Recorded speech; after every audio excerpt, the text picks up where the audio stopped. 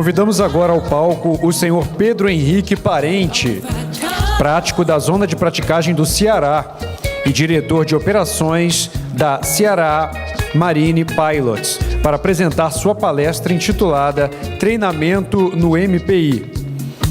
O prático Pedro Henrique é formado em Ciências Náuticas pelo Centro de Instrução Almirante Braz de Aguiar, especialista em Gestão de Negócios pela Fundação Dom Cabral e certificado como operador de posicionamento dinâmico.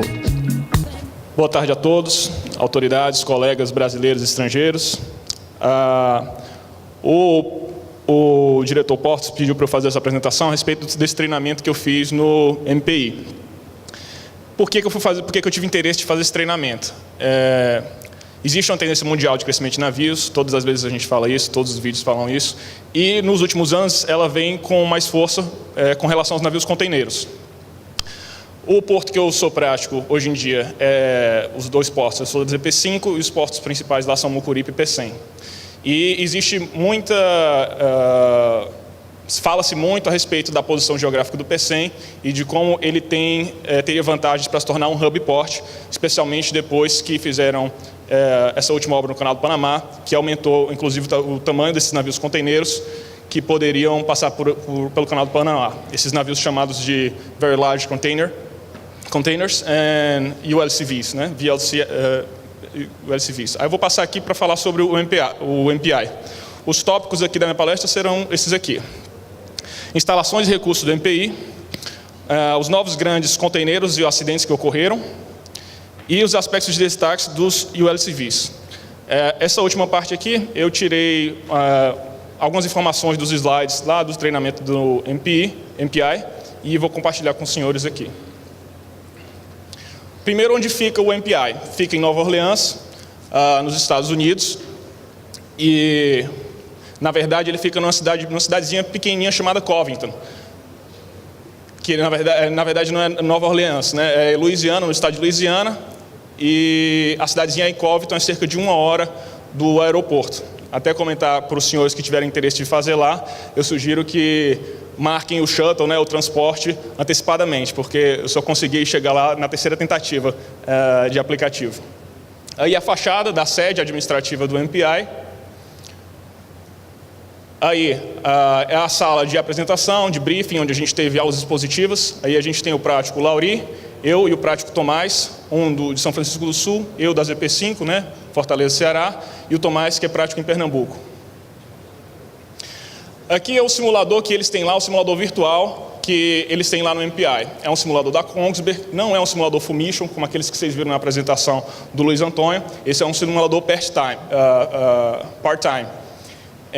Em relação a esse simulador virtual aqui, a minha percepção é de que no Brasil, na verdade, a gente tem simuladores bem melhores, pelo menos do ponto de vista da qualidade visual e da sensação de imersão que a gente tem com relação a esse tipo de simulador. Aqui é a sala de controle, onde o operador escolhe o cenário que vai ser rodado, coloca as condições ambientais, o tipo de navio, tráfego, etc. Aqui, ainda dentro dessa estrutura do MPI, era a sala onde a gente almoçava, lá no centro, fazia as pausas do café, né, e descansava entre os períodos de aula expositiva e de simulações. E aqui eu coloquei essa imagem para mostrar a diferença em relação à sede e o local dos modelos reduzidos.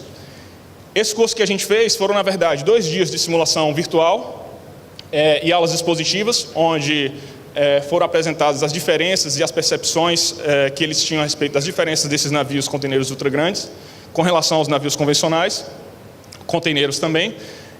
E nos últimos 3 dias nós fizemos simulações em modelos reduzidos tripulados.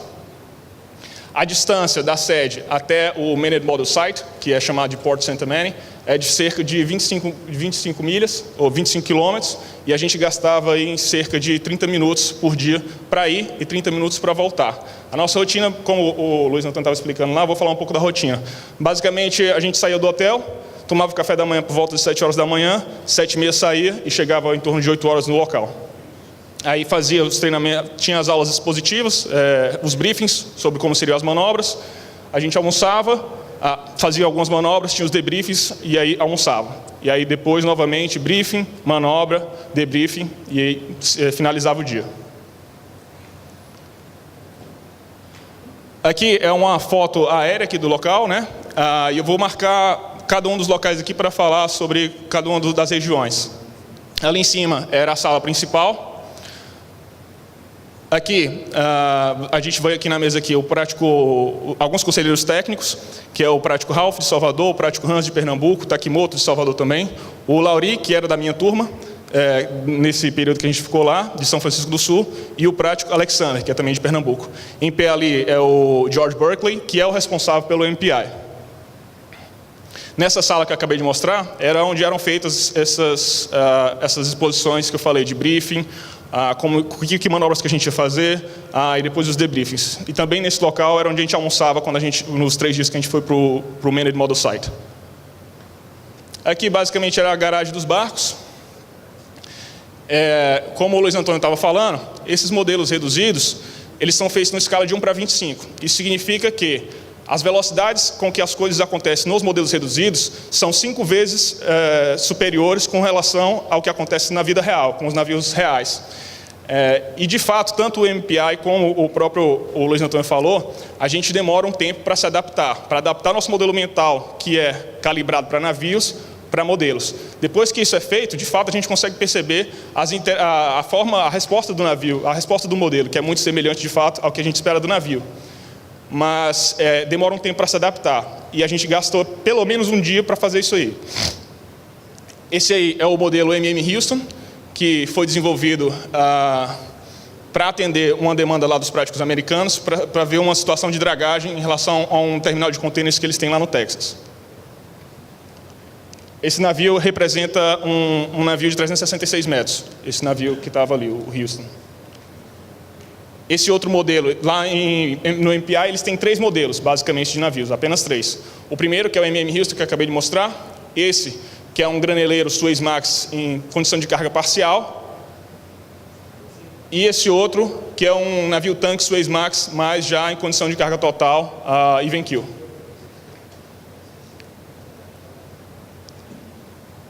Aqui eu separei uma coisa que eu achei interessante para falar sobre os rebocadores. Eu vi que no Centro de Treinamento do Panamá, eles também utilizam esses modelos de rebocadores.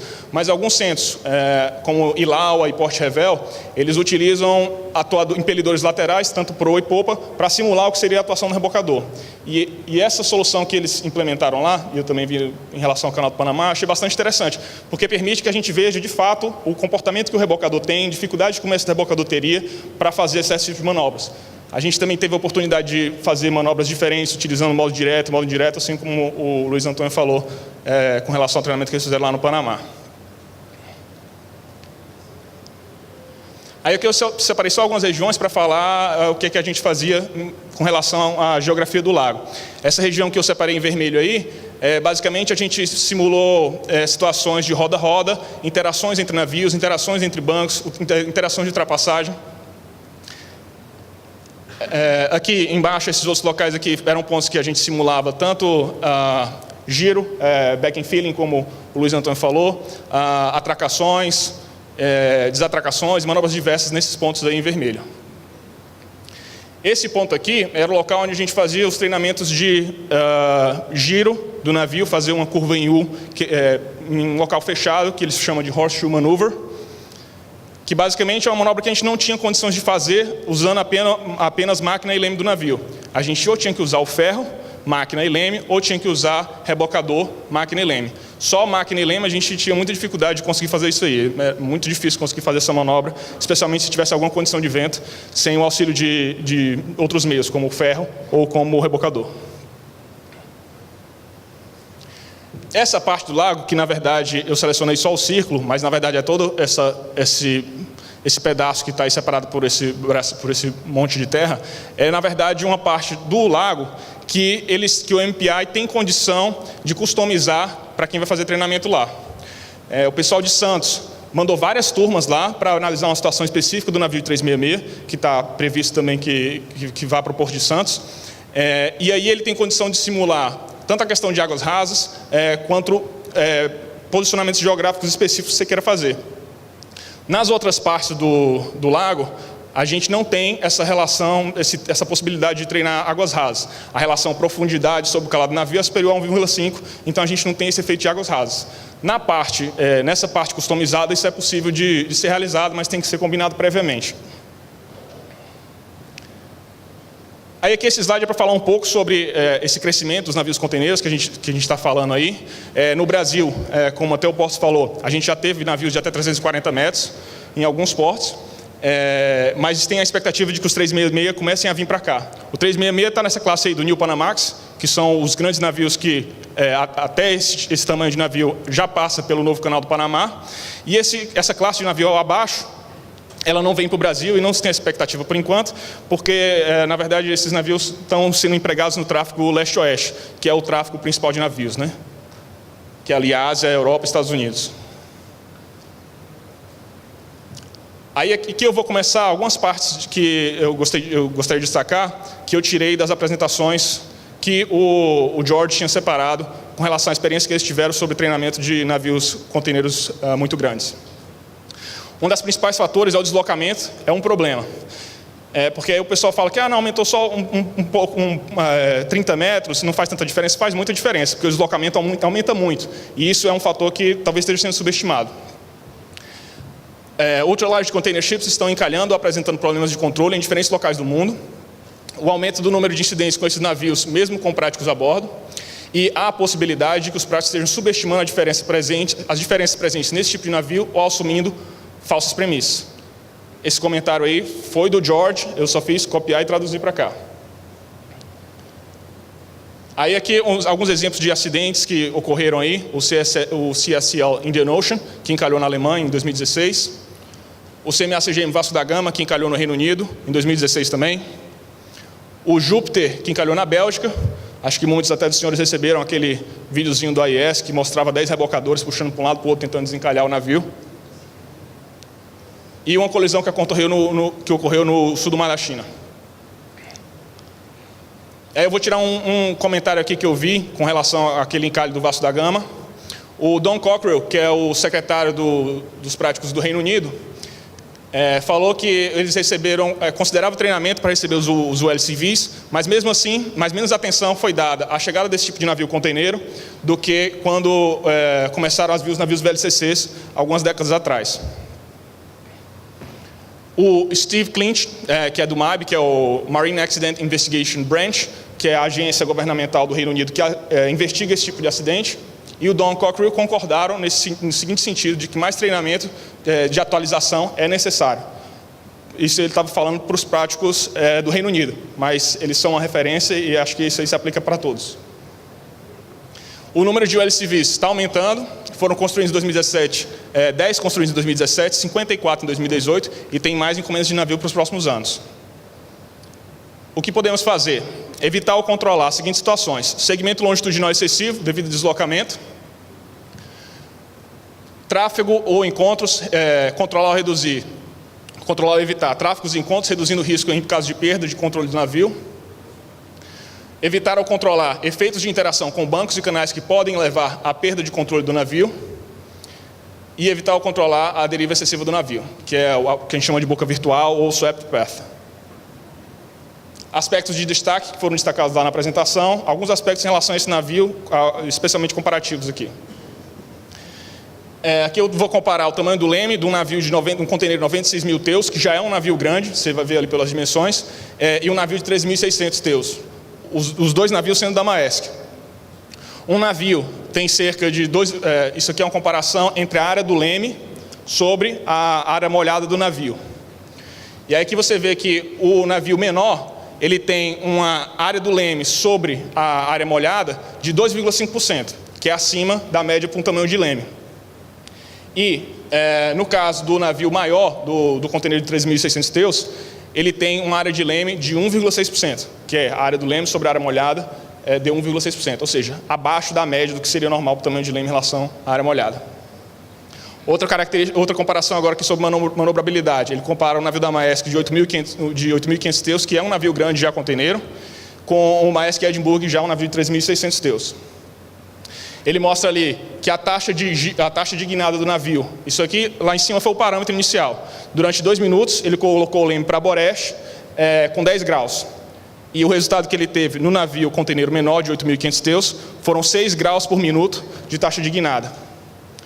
Para o navio maior, o navio conteneiro já desse tamanho de LCV, ele teve 3 graus de taxa de guinada por minuto. Metade da taxa de guinada que ele conseguiu com o navio conteneiro menor.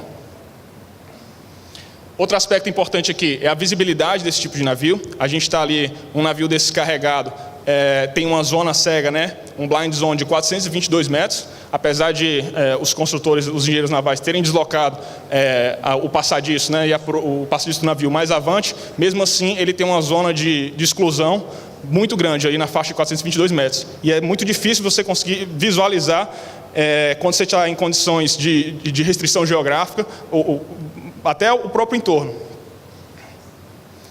Isso aqui, esse slide é para comparar o bollard pull. Bollard pull é uma medida de potência dos rebocadores, comparando o deslocamento desses navios e quanto de bollard pull seria necessário para manobrar esses navios. Ali ele bota ali 14.000 teus.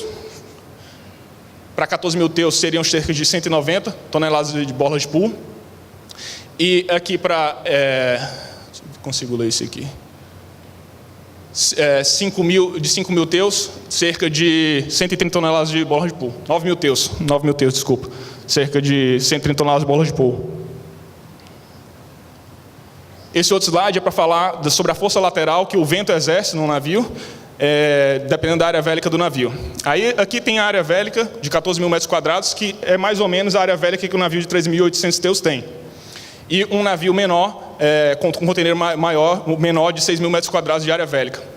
Você vê que, eu vou passar o próximo slide aqui, só para mostrar que essa é a tabela de bollard pull combinada, para um navio de 14.000. Até cerca ali de 20 nós, o que domina a determinação de bollard pull para um navio desse porte é o deslocamento. Mas depois que a gente passa dos 20 nós, você vê que essa curva aumenta, e ela aumenta porque o vento está aumentando, a influência do vento está aumentando mais. E aí o bollard pull passa a ser necessidade do vento. E aí você vê como cresce a necessidade de bollard pull para atuar num navio desses aqui. Aqui foi um exemplo que eu trouxe sobre boca virtual, que um navio desses, quando ele navega e tem influência de vento, ele não navega em linha reta. E às vezes o pessoal faz os projetos de canais achando que tem 40 metros de boca, o navio 47 metros de boca, tem 100 metros de canal, está tranquilo, dá para o navio passar. Não é bem assim, não dá para o navio passar, tem muita dificuldade. Aí um exemplo aqui, um navio grande desses, com 8 graus de deriva, a boca virtual dele, esse navio tem cerca de 47 metros de boca, a boca virtual dele é de 95 metros. Num canal de 160 metros, só ia sobrar 32 metros de um lado para o outro, que fica bem apertado. Era isso que eu tinha a falar sobre a apresentação do curso que eu fiz no MPI, para navios containeiros ultra grandes. E é isso, obrigado.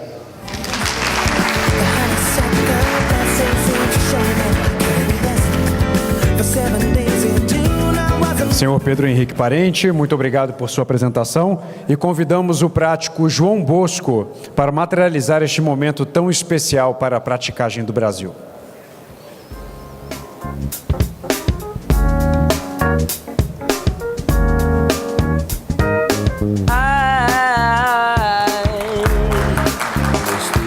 I